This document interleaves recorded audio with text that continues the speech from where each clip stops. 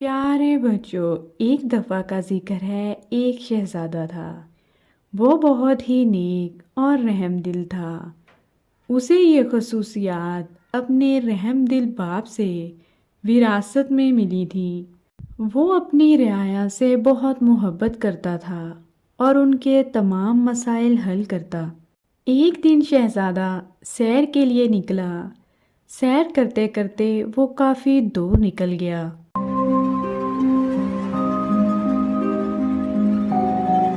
راستے میں اس نے دیکھا کہ ایک غریب لکڑہارا اپنے گدھے کو ساتھ لیے ہوئے لکڑیاں کاٹ رہا ہے۔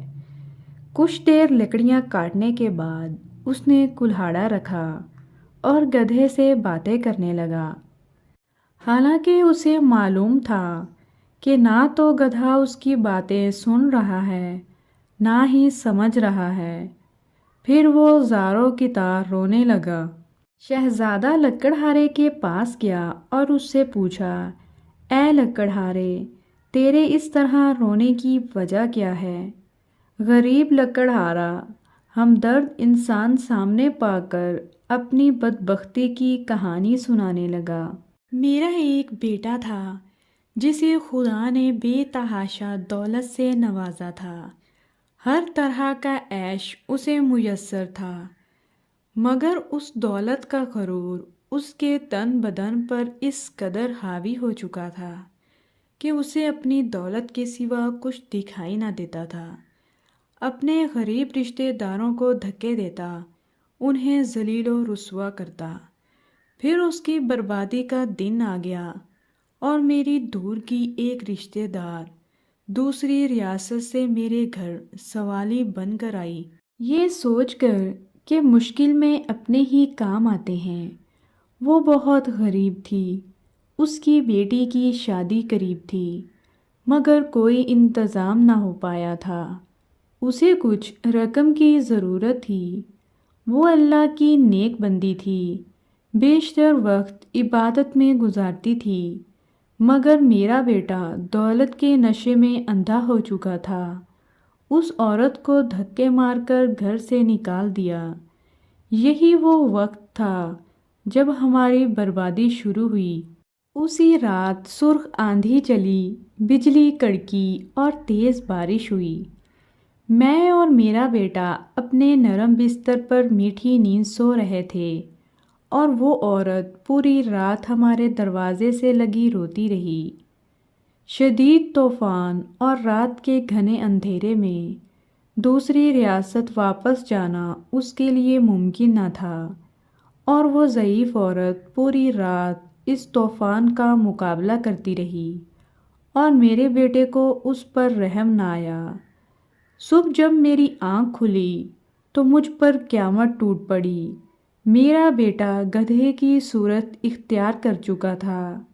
گھر کا سارا سامان آسمانی بجلی کے گرنے سے جل کر خاک ہو چکا تھا۔ سب کچھ برباد ہو گیا تھا۔ اس سب میں میرا قصور یہ ہے کہ میں نے اپنے بیٹے کو غرور و تکبر کرنے سے نہ روکا، اور اب یہ عالم ہے کہ میں جنگل سے لکڑیاں کاٹتا ہوں اور اپنے ہی بیٹے پہ لاد کر بیچنے لے جاتا ہوں، اور اسی سے ہم باپ بیٹے کا گزارا چلتا ہے۔ یہ سن کر شہزادے کو بہت دکھ ہوا اور وہ لکڑہارے سے کہنے لگا، تم نے بہت ظلم کیا۔ بے شک برائی پر خاموش رہنا اور اسے نہ روکنا اس کا ساتھ دینے کے مترادف ہے۔ تم نے اپنے بیٹے کو برائی سے نہ روکا، مجھے تیری حالت پر افسوس ہے۔ لکڑہارا کہنے لگا، اب میں اپنی اس غریب رشتہ دار کی تلاش میں مارا مارا پھرتا ہوں۔ شاید وہ مجھے کہیں مل جائے اور میں اس سے معافی مانگوں۔ شاید میرے گناہوں کا ازالہ ہو سکے، مگر افسوس وہ مجھے کہیں نہیں ملتی۔ یہ کہہ کر لکڑہارا رونے لگا۔ اچانک وہاں ایک خوبصورت شہزادی آئی جو ایک گھوڑے پر سوار تھی۔ شہزادی گھوڑے سے اتر کر شہزادے کے پاس آئی اور اس سے پوچھا، اے شہزادے، آخر یہ کیا ماجرا ہے؟ شہزادے نے شہزادی کو لکڑہارے کی کہانی سنا دی۔ شہزادی لکڑہارے سے کہنے لگی، میں ہی وہ لڑکی ہوں جس کی ماں تیرے در پر سوالی بن کر آتی تھی، مگر اے بدبخت، تیرے مغرور بیٹے نے اس نیک عورت کی زندگی ہی چھین لی۔ ساری رات تیرے دروازے پر تیز بارش میں طوفان کا سامنا کرتی رہی کہ شاید تجھے رحم آ جائے۔ بالآخر تیز بارش کی ٹھنڈی بوندوں کو وہ بوڑھی جان برداشت نہ کر سکی اور دنیا سے چلی گئی۔ جب صبح ہوئی تو رحم دل بادشاہ معمول کے گشت پر تھا۔ اس کا وہاں سے گزر ہوا۔ وہ میری ماں کو جب گھر لایا تو ماں کی لاش دیکھ کر میرے پیروں تلے سے زمین ہی نکل گئی۔ اب میرا سہارا کوئی نہ تھا۔ بادشاہ یہ سب دیکھ کر بہت پریشان ہوا۔ بالآخر اس نے مجھے اپنے ساتھ لے جانے کا فیصلہ کیا۔ کچھ عرصہ میں اس کے محل میں رہی اور اس نے مجھے نیک لڑکی پا کر اپنے بیٹے سے میری شادی کرا دی۔ شاید یہ میری ماں کی دعاؤں کا نتیجہ تھا، جس نے میری خاطر اپنی جان قربان کر دی، اور اس رب نے مجھ غریب کو فرش سے اٹھا کر عرش پر بٹھا دیا اور اس نیک شہزادے سے میری شادی کرا دی جو اس وقت تیرے سامنے کھڑا ہے، اور تجھے تیرے مغرور بیٹے کے کرموں نے عرش سے فرش پر گرا دیا۔ خدا کی قدرت دیکھ کر لکڑہارا شرمندگی سے زمین میں گڑتا جا رہا تھا۔ اس نے شہزادی سے معافی مانگی۔ شہزادی بہت رحم دل تھی۔ اس نے لکڑہارے کو معاف کر دیا۔